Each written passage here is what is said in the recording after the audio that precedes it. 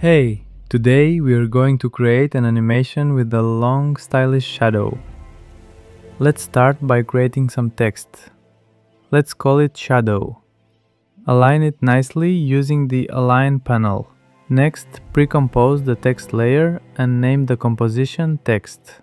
Now, go inside this new composition.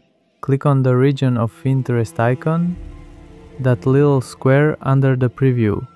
It lets you select just the part of the composition you care about. Then, go to the top menu and choose Composition, Crop Comp to Region of Interest. Let's add a simple animation. Go to Animation, then Animate and Opacity. Set opacity to 0. Yep, we are making it disappear, but just for a moment. Open Range Selector and set Start. By the end of the first second, we want the opacity to be 100%. Now go into the Advanced tab. Change based on to character and turn Randomize Order to on.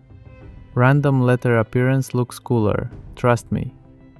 Then animate Random Seed, start at 0 and set it to something like 25 by the end. Now, back to the main composition. The animation looks fine, but we want that long dramatic shadow. Duplicate the text layer, rename the copy to shadow, grab the anchor point tool and move the anchor point to the bottom of the text. Do that on both layers. Set the shadow layer as a 3D layer. Go into rotation and set it to something like 97 degrees. That'll work for now. Next, go to Scale. Unlink the uniform scale and stretch it down a lot. It needs to be long, like a shadow at sunset. Now, search for Directional Blur in the Effects and Presets panel. Add it to the shadow and set blur length to around 20, but don't overdo it. You can tweak the settings if you want, experiment a bit. Now, grab the rectangle tool and draw a mask that covers the whole shadow. Set feather to around 100 and adjust mask expansion to your liking. Find the sweet spot depending on how much you want the top of the text to blur. If you don't want the bottom to blur, just make the mask taller. We want only the top to fade and the bottom to stay sharp. Looking good? Nice.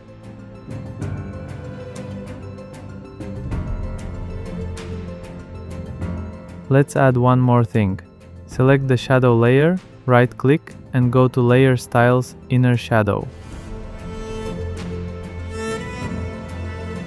Set the blend mode to dissolve just for a cool textured look. Play around with the size, opacity and distance to get the exact vibe you like. And that's it, animation is ready. But hey, if you want that shadow to look even smoother, change your bit depth. Click in the bottom left corner where it says 8 BPC and switch to 16 BPC. It really improves the transitions and makes the blur look way nicer. And now, our animation looks awesome. Have fun in After Effects and create amazing stuff. Experiment, mess around, that's the best way to learn. If this tutorial helped you, leave a like, subscribe to the channel and let me know in the comments what else you'd like to see. Thanks to your support, this channel can grow.